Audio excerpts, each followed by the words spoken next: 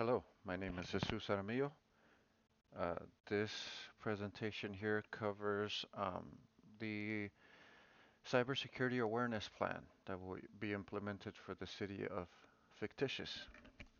So we have here some ideas that we will be implementing to make the network more secure, to allow our employees to perform their daily duties both securely and also while being aware of any suspicious activity or attempts to break security from outside sources like malicious actors. So first off here, we're going to have employee training and emphasize how important it is to have our employees fully trained in regards to cybersecurity. So some of the cybersecurity topics that we will see in this plan is phishing, suspicious calls, web browsing, safe web browsing, and data protection, how to keep the data secure that we host on our machines and servers. All employees will participate in mandatory training facilitated by a vendor of our choice, which in this case, the city has decided to go with Vector Solutions. Vector Solutions provides training strictly online, so our employees can do the training from any computer that is connected to the network.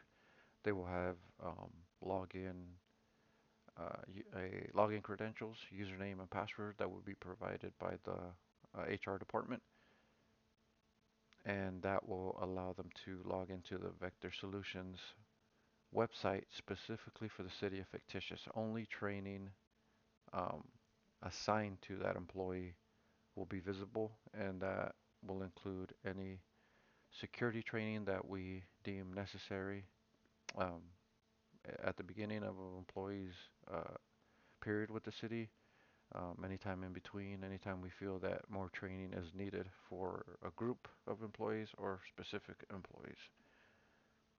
This can be if a new threat is out that we need to, or a new method that we feel employees should be made aware of, or if during one of our phishing campaigns or any calls that we make to test an employee's knowledge and they fail, then we will assign more training.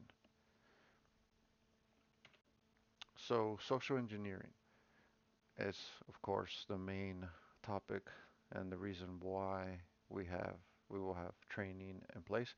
Social engineering is a manipulation technique that exploits human error. So all of our employees have their duties that they perform.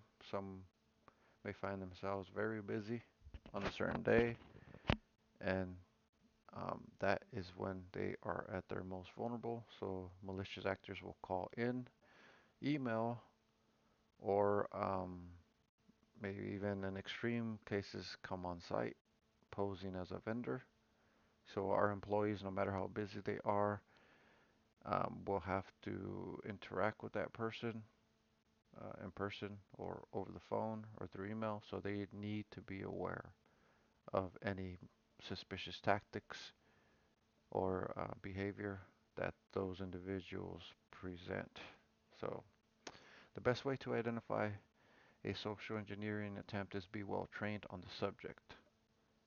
Many methods are included with the goal of being able to access our network or facilities and steal sensitive information. The worst part of this process is that employees who are not well trained are the most susceptible to these attacks. So we need to mitigate that and provide proper training. Phishing.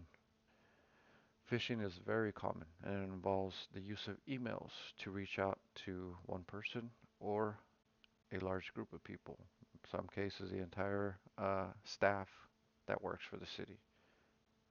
It's very easy for those malicious actors to send out lots of emails at the same time, hitting all of our employees. Now, the first layer of defense there is our web filter. I'm sorry, our email filter, which is used every day. Any emails that seem suspicious will be blocked. Now we control what defines a suspicious email based on the header, content of the email, the sender, the email address.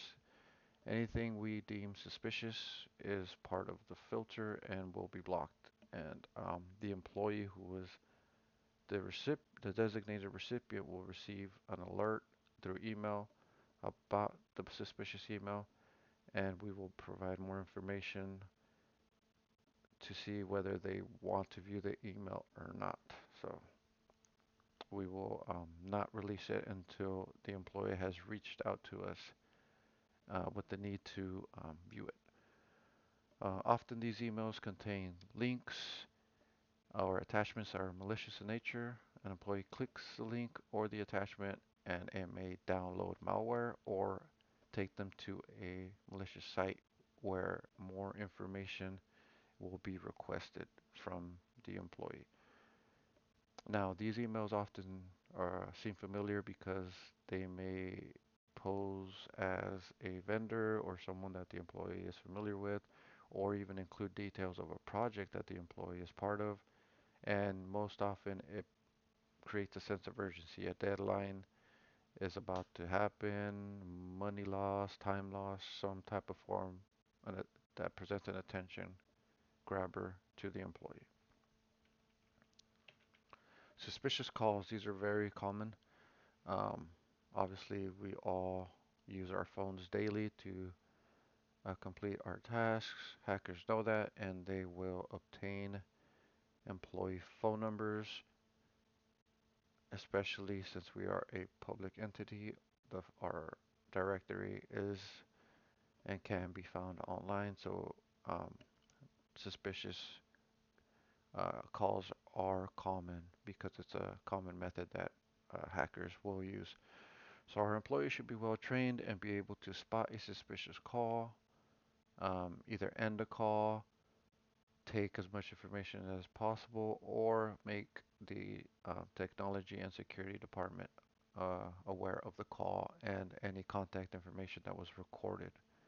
This is very important because many breaches begin with a simple phone call where the hacker is fishing for more information, and if the targeted employee is not well trained, they will give out information.